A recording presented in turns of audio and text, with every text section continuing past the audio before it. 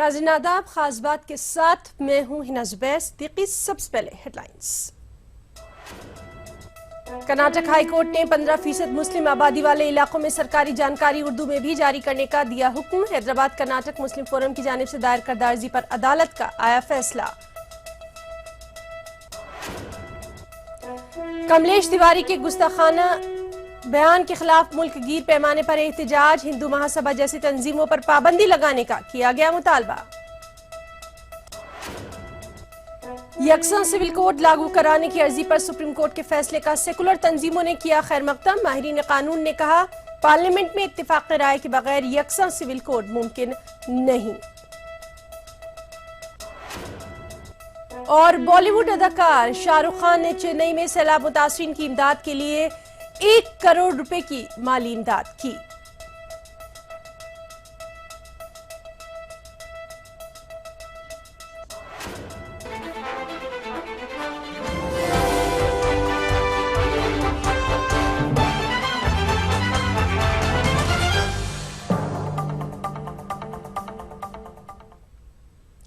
चलिए हेडलाइंस के बाद खबरों को डिटेल में जानते हैं। सबसे पहले बात करेंगे यकसा सिविल कोड की। जी हां, सुप्रीम कोर्ट ने यकसा सिविल कोड लागू कराने की दरख्वास्त पर सुनवाई करने से ही इनकार कर दिया। ये दरख्वास्त बीजेपी के लीडर अश्वनी उपाध्याय ने दाखिल की थी और इस दरख्वास्त के मुस्तरद होने के बाद सीपीआई और मुस्लिम मजहबी रहनुमाओं ने इसका इस्तकबाल किया। और कॉमन सिविल कोड के सिलसिले में खास तौर से ये जो नई सरकार आई है मोदी साहब की, ये तो तब से इन्होंने एक गाना बनाया है और इन्होंने अपने चुनाव में भी बहुत सी बातें कही। तो अगर है हिम्मत तो लाओ ना पार्लियामेंट में। कॉमन सिविल कोड के सवाल पर मुल्क में बहस चलाने के लिए, आइन बनाने के लिए लाइए उसको। आप अदलिया का क्यों सहारा लेते हैं? और मेरे ख्याल से इस सिलसिले में जो सुप्रीम कोर्ट ने अपनी तजवीज़ पेश की है या अपना डायरेक्शन दिया है, अपनी बात कही है, वो मौजू है और इस मुल्क के आइन के मुताबिक है। तो वो कानून का ही मसला जो है और ये तो आइन में मौजूद है ये, लेकिन यह है कि उसको एक मशवरे के तौर पे रखा है। वो कोई आइन का बुनियादी जो है वह हिस्सा और दफ़ा नहीं है कि जिसको लागू किया जाए, और वो स्टेट गवर्नमेंट से मुतल्लिक़ मामला है। और हिंदुस्तान जैसे मुख्तलिफ मज़ाहिब और सोच के लोगों के मुल्क में ये मुमकिन भी नहीं है अमलन जो है। इसलिए वो जो है सही कहा है और कानून बनाना पार्लियामेंट का काम है। उधर मुस्लिम पर्सनल बोर्ड के सीनियर रुकन और यूपी के एडिशनल एडवोकेट जनरल का कहना है कि हिंदुस्तान जैसे कसीर सकाफती मुल्क में यकसा सिविल कोड का निफाज मुमकिन नहीं है। कुछ तंजीमें मुसलमानों की नजरियाती मुखालिफत में इस मौजू को बिला वजह हवा देने की कोशिश करती हैं।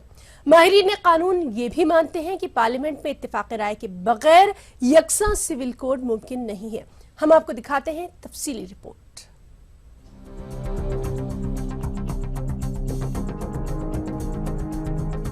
मुस्लिम तंजीमें यकसा सिविल कोड पर सुप्रीम कोर्ट के मौक़िफ़ का इस्तकबाल कर रही हैं।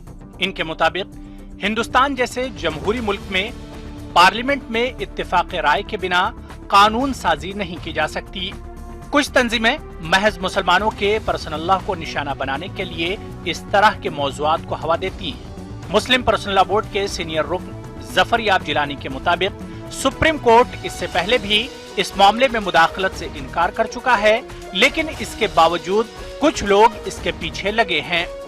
एक तबका है जिसकी परवरिश आरएसएस की ज़हनियत में होती है, उसको उसके खिलाफ उसके जहनों में एक नफ़रत पैदा कर दी गई है इस्लाम, मुसलमान और इस्लामी क़वानीन से। ये उसको फिट करने के लिए ये एक होता है एफर्ट्स, यानी वरना जो आम सेकुलर हिंदू है उसका इससे कोई लेना देना नहीं है। कानूनी माहिरीन भी हिंदुस्तान जैसे कसीर मजहबी और सकाफती मुल्क में यकसा सिविल कोड को दूर की कौड़ी बता रहे हैं। इनके मुताबिक ये सियासी मुद्दा बन चुका है, मफादे आम्मा की अर्जियों से हल होने वाला नहीं है। जो विधायिका का काम है, जो लेजिस्लेशन का वर्क है, उसमें जो है वो जुडिशियल इंटरफेरेंस नहीं हो सकता। कानून जब बनता है उसकी व्याख्या, उसका अवलोकन न्यायपालिका में हो सकता है। तो इसी को दृष्टिगत रखते हुए सुप्रीम कोर्ट ने उस याचिका को किसी भी तरह से हस्तक्षेप करने से इनकार किया। और जहाँ तक यूनिफॉर्म सिविल कोड की बात है, तो जो इस देश में इतनी डाइवर्सिटीज़ हैं, इतने एथनिक ग्रुप्स हैं, इतने रिलीजन्स हैं, तो हर चीज़ का एक समावेश करना कैसे संभव होगा, कहाँ तक संभव होगा, ये एक बहुत बड़ा मुद्दा है। जराये के मुताबिक मुस्लिम पर्सनल लॉ बोर्ड यक्सा सिविल कोड के मामले में सुप्रीम कोर्ट से रुजू करने पर गौर कर रहा था, लेकिन सुप्रीम कोर्ट के वाज़े मौक़िफ़ ने इसकी फिक्रमंदी दूर कर दी है। इनके मुताबिक फिलहाल मुसलमानों को भी फिक्र करने की कोई जरूरत नहीं है। लखनऊ से ईटीवी न्यूज के लिए इरफान अली की रिपोर्ट। नाज़रीन, अब जरा बात कर लें बादशाह खान यानी शाहरुख खान की, जो कि सचमुच दिल के भी बादशाह हैं। जी हाँ, शाहरुख खान ने चेन्नई में सैलाब से मुतासर अफराद की इमदाद के लिए दस्ते ताउन दराज किया, यानी मदद के लिए अपना हाथ बढ़ाया। मुसीबत ज़दा लोगों के लिए बॉलीवुड के बादशाह ने 1 करोड़ रुपए की माली इमदाद दी है।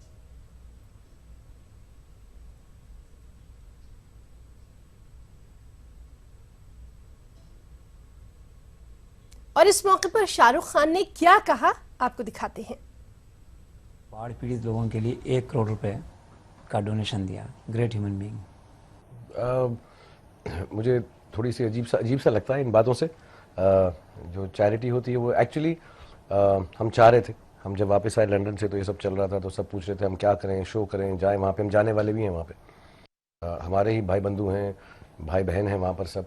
तो किसी से भी मैंने, इसलिए इस वक्त बात करने में बुरा नहीं लग रहा मुझे। मैं अमूमन बात नहीं करता चैरिटी की, क्योंकि जिस तरह से भी पड़े हम लोग चीज़ें इंडोर्स करते हैं, इसलिए लोग जाएं, उनको हर चीज़ मुहैया कराएं।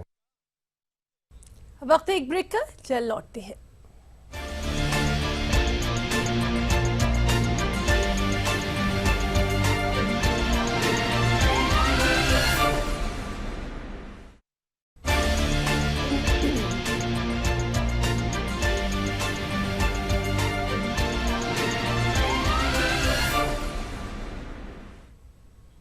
चलिए, ब्रेक के बाद एक बार फिर आपका इस्तकबाल करते हैं। खास बात के सिलसिले को आगे बढ़ाएंगे। खबर गुजरात से है, जहां 2002 फसादात के मामले में कई मुसलमानों को गिरफ्तार किया गया। इनमें से एक है गोधरा के रहने वाले इरफान सिराजपाड़ा। 12 साल सलाखों के पीछे तन्हाई में अपनी जिंदगी बसर करने वाले इरफान ने अपनी जिंदगी संवारने के लिए अपने ही रिश्ते की एक पाकिस्तानी लड़की से शादी की, लेकिन गुजरात हुकूमत की लापरवाहियों के चलते आज इस जोड़े को अलग होने की नौबत आ गई है। खास रिपोर्ट।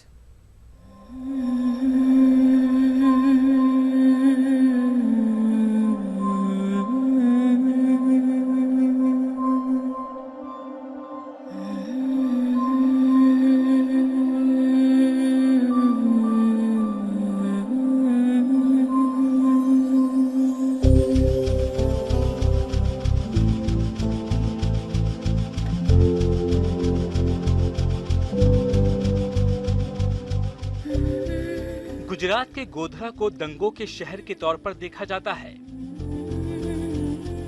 लेकिन शायद इससे भी मरकजी हुकूमत को सुकून नहीं मिल रहा है। इसलिए इस शहर को बेमरवतों का शहर भी कहा जा सकता है। दरअसल गोधरा फसादात के इल्जामों में फंसे इरफान पाड़ा ने 2014 में पाकिस्तान की रहने वाली मारिया नाम की लड़की से शादी की थी। शादी को लेकर जो भी सरकारी कागजी कार्रवाई होती है, उसे पूरा करने के बाद इरफान ने शरिया कानून के तहत शादी कर जिंदगी आराम से गुजार रहे थे। लेकिन 1 साल बाद मकामी एसपी के नोटिस ने इनकी जिंदगी में हलचल पैदा कर दी। जबकि शादी के फौरन बाद इरफान ने अपनी बीबी के लिए लॉन्ग टाइम वीजा के लिए अप्लाई कर दिया था, लेकिन मकामी हुकूमत ने इस बात की तरफ तरजीह देना भी गवारा नहीं समझा और करीब 1 साल के बाद ये फैसला लिया गया कि गुजरात की होम डिपार्टमेंट ने लॉन्ग टाइम वीजा की एप्लीकेशन को कैंसिल कर दिया है, जिसके बाद से इरफान की जिंदगी में हलचल मचा हुआ है। एक हिंदुस्तानी मुसलमान होने की कीमत मैंने पहले भी चुकाई है। 12 साल मेरे को जेल में रखा गया। ये अभी 2 साल से मैं रिहा हुआ हूँ। उसमें मैंने मैरिज किए, 1 साल हुए मेरे मैरिज को।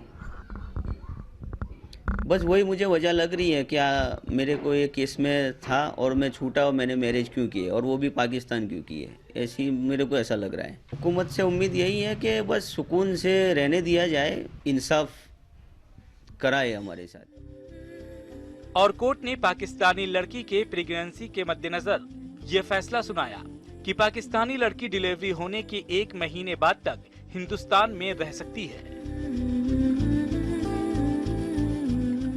और इस दौरान अगर वो लॉन्ग टाइम वीजा के लिए एप्लीकेशन देती है और उसे वीजा मिल जाता है तो वो हिंदुस्तान में रह सकती है, नहीं तो उसे पाकिस्तान जाना पड़ेगा।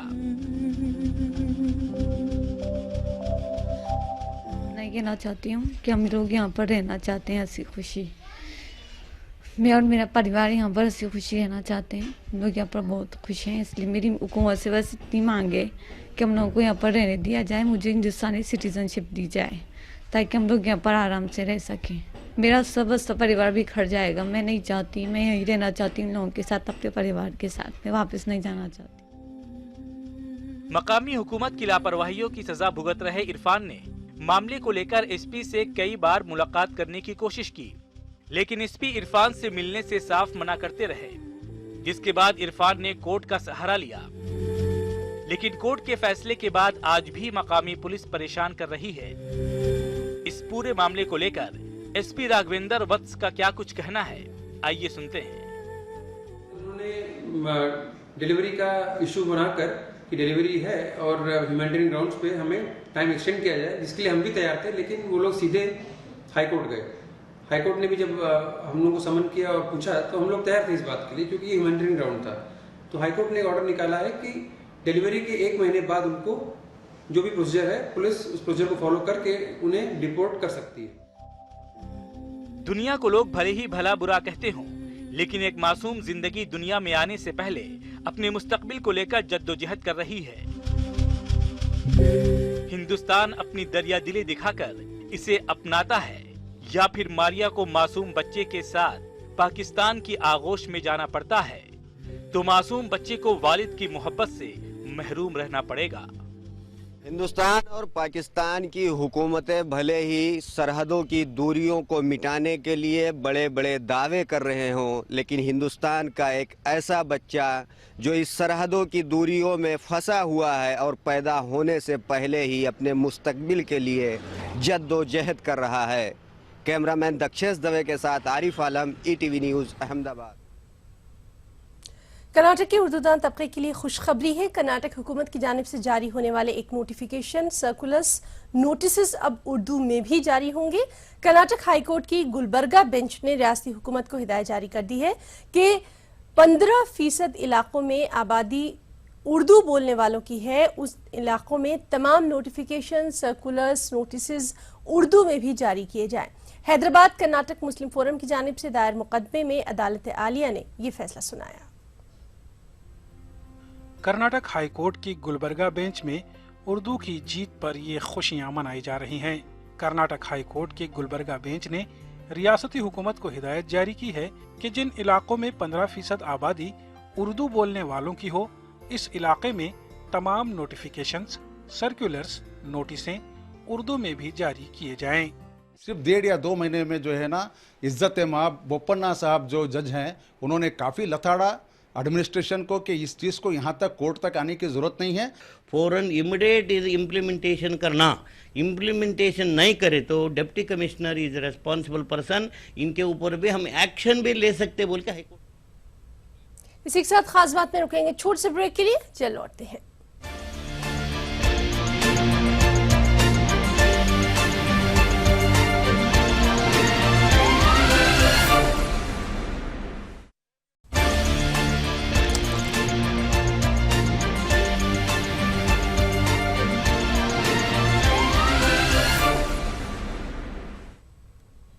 ब्रेक के बाद खास बात में एक बार फिर आपका इस्तकबाल करते हैं। खबर हैदराबाद से है, जहां जामिया निजामिया हैदराबाद के नायब शेखुल जामिया मौलाना हाफिज अब्दुल्ला कुरैशी का इंतकाल हो गया है। मौलाना हाफिज अब्दुल्ला कुरैशी हैदराबाद की तारीखी मक्का मस्जिद के इमाम भी थे। हाफिज अब्दुल्ला कुरैशी की नमाज जनाजा बुध के रोज बाद नमाज ज़ुहर मक्का मस्जिद में अदा की जाएगी। तदफीन नक्शबंदी चमन मिस्री गंज में अमल में आएगी। मेरठ के खरखोदा का मुबैना तब्दीली मजहब और इज्तिमाई आबरूरेज़ी मामले में शुरुआत से लेकर अब तक सभी पहलू उजागर होते गए और मामले की हकीकत सामने आती गई। इस केस में लड़की की गवाही के बाद जहां मुलजिमीन की बेगुनाही साबित हो चुकी है, वहीं कलीम के साथ अपने रिश्ते को कबूल कर इस लड़की ने यह साबित कर दिया कि बगैर किसी जोर जबरदस्ती के वो न सिर्फ अपना मजहब तब्दील कर रही है बल्कि निकाह करके कलीम के साथ अपनी जिंदगी बसर करना चाहती है। शरई एतबार से इस रिश्ते को जायज करने के लिए मेरठ में नायब शहर काजी ने इन दोनों का बाकायदा निकाह भी पढ़वाया। हिंदू महासभा के कमलेश तिवारी के पैगंबर इस्लाम के खिलाफ गुस्ताखाना बयान के बाद मुल्की पैमाने पर एहतजाजी मुजाहरों का सिलसिला हिंदू महा जारी है। सभा जैसी तंजीमों पर पाबंदी लगाने के मुतालबे को लेकर मेरठ में जमीयतुल उलमा हिंद ने कलेक्ट्रेट पर एहतजाजी मुजाहरा किया।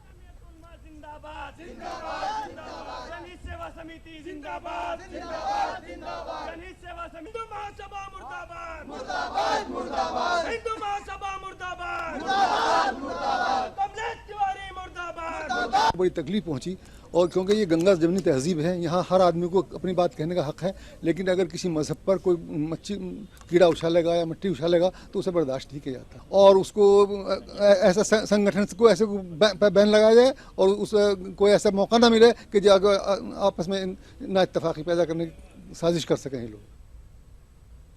मरकजी वजीर मुमलिकत बराए ज़राअत संजीव बालियान ने गुज़िश्ता रोज़ मुजफ्फरनगर जिला जेल में बंद सन 2013 के फसाद मुजरिमीन से मुलाकात की। जेल हुक्काम के मुताबिक संजीव बालियान ने इस दौरान जेल में कैद मुजरिमीन से जेल के अंदर दरपेश मसाइल पर तबादला ख्याल किया। वाज़ेह है कि संजीव बालियान मुजफ्फरनगर फसाद मामले में खुद भी मुलजिम है और जमानत पर है।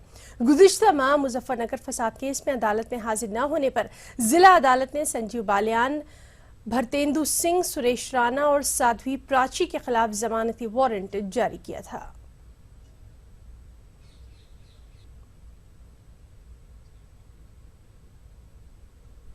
All India Muslim personal law board के खातून विंग की अहम मीटिंग जामिया मिलिया इस्लामिया के नेहरू गेस्ट हाउस में मुनक़िद हुई। इस मीटिंग में 8 नुकाती करारदाद पास की गई। उनमें मुस्लिम महिला आंदोलन के मुस्लिम पर्सनल लॉ में तब्दीली के मुतालबे को मुस्तरद कर दिया गया। साथ ही मुस्लिम पर्सनल लॉ में मदाखलत के खिलाफ भी बोर्ड के खातून विंग ने मुल्क गिर मुहिम छेड़ने का बाकायदा फैसला कर लिया है ताकि मुस्लिम पर्सनल लॉ की खराब करने की शबीह को मात दी जा सके। इस सिलसिले में ईटीवी नुमाइंदा एहतिशामुल हसन ने all India Muslim personal law board की सीनियर रुकन ममदूहा माजिद और बोर्ड के वर्किंग कमेटी की रुकन अस्मा जहरा से खास बातचीत की। All India Muslim personal law board के खातून विंग की आज मीटिंग हुई थी। हमारे साथ मौजूद हैं सीनियर रुक All India Muslim personal law board Mamduha Majid साहबा और उसके अलावा यहाँ पर अस्मा जहरा साहबा भी हैं जो सीनियर रुकन हैं all India Muslim personal law board के वर्किंग कमेटी की।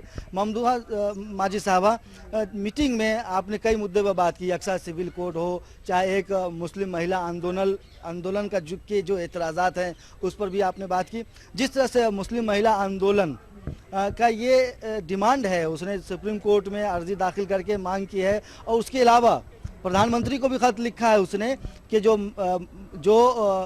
महिला हैं उसको जायदाद में बराबरी का हक दिया जाए, मर्द से एक से ज़्यादा शादी की इजाज़त छीन ली जाए। मैं वो जो मुस्लिम महिला आंदोलन साहबा जो हैं, मैं नाम भूल रही हूँ उनका, उनसे मेरी मुलाकात भी हुई थी और काफ़ी बहस भी हुआ था।